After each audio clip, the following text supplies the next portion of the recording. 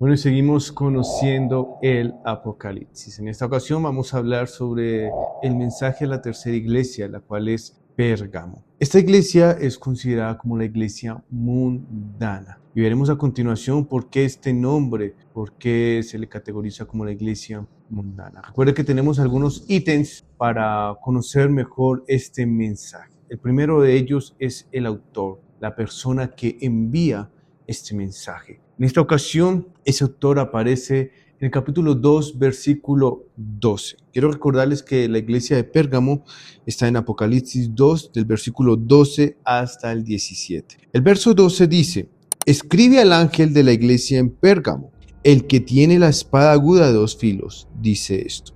Este nombre de que el que tiene la espada aguda de dos filos aparece también en el capítulo 1, donde está esa visión de Cristo, donde Juan describe esa visión y muestra este nombre también. Así que el autor de este mensaje es Jesucristo, sin ninguna duda.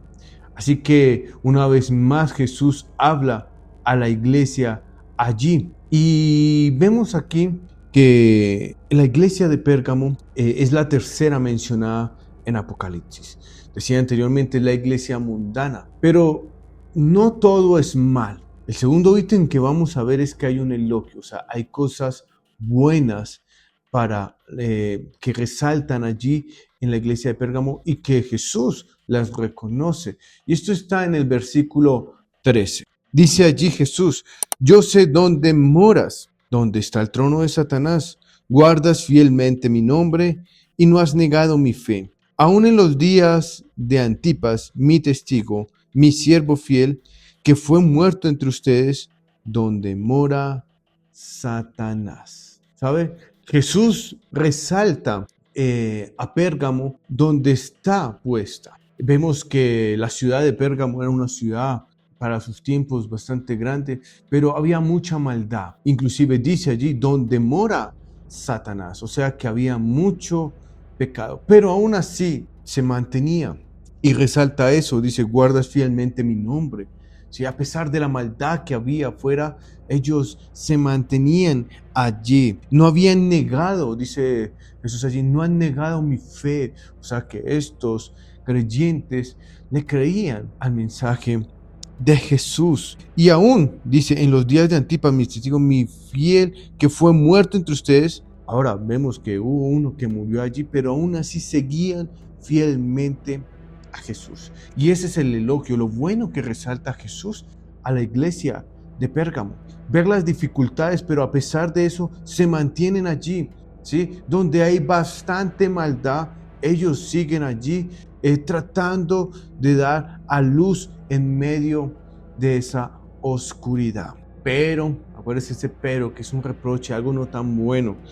Está en los versículos 14 y 15. 14 dice: pero tengo unas pocas cosas contra ti, porque tienes ahí a los que mantienen la doctrina de Balaán, que enseñan a Balac poner tropiezo ante los israelitas, a comer cosas sacrificadas a los ídolos y a cometer actos de inmoralidad. Así tú también tienes algunos que de la misma manera mantienen la doctrina de los nicolaitas. ¿Sabe? Para la iglesia de Pérgamo todo no era color de rosa. Habían unos fieles, pero habían unos allí que estaban vestidos de ovejas, pero eran lobos, ¿sí? Cosas de aquellos que no eran buenas, traían malas doctrinas, inclusive malas costumbres, ¿cierto? Como la inmoralidad.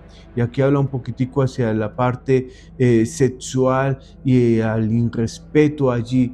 Y vemos que habían cosas que no eran agradables a Jesús. Jesús dice inclusive: pero tengo unas pocas cosas contra ustedes. Que allí también tiene algunos que no están haciendo las cosas correctas, que los están dejando hacer, están dejando entrar cosas. Por eso la iglesia es considerada como la iglesia mundana, porque dejaba introducir cosas que no son buenas a la congregación. ¿Sabe? No podemos permitir eso. La Biblia es clara que es pecado y no podemos taparlo. Es algo claro. No podemos fallar. Y aquí vemos que estaban dejando que el pecado entrara a la iglesia. Y hay un reproche allí de parte de Jesús hacia la iglesia en Pérgamo. Pero aparte de que hay una dificultad, hay un problema allí para la iglesia de Pérgamo, Jesús no los deja con el problema. Jesús les da una salida. Y por eso este cuarto ítem, que es el mandato. El versículo 16, hay un mandato de parte de Jesús a la iglesia de Pérgamo para que salga de esa situación. Verso 16 dice: por tanto, arrepiéntete, si no, vendré a ti pronto y pelearé contra ellos con la espada de mi boca. ¿Sabe? Jesús vuelve y llama allí, como lo hizo con Éfeso, al arrepentimiento. Mire, es fundamental, ¿sí? Lo importante que es el arrepentimiento, un arrepentimiento genuino, ¿sí? Jesús le dice a los de Pérgamo: oiga, van mal, pero arrepiéntanse y todo va a mejorar. ¿Sabe? Hoy en día vemos, y por eso llamamos al arrepentimiento. Todos hemos fallado, hemos cometido cosas que a Dios no le han agradado, pero Dios nos llama al arrepentimiento para que cambiemos nuestra manera de vivir. Y eso hace Jesús con los de Pérgamo.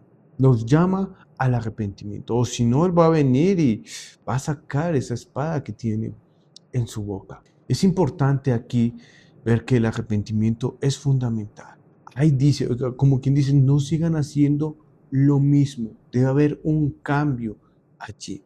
Hay cosas buenas. Jesús resalta cosas buenas en Pérgamo, pero hay cosas que no están bien y por eso llama al arrepentimiento.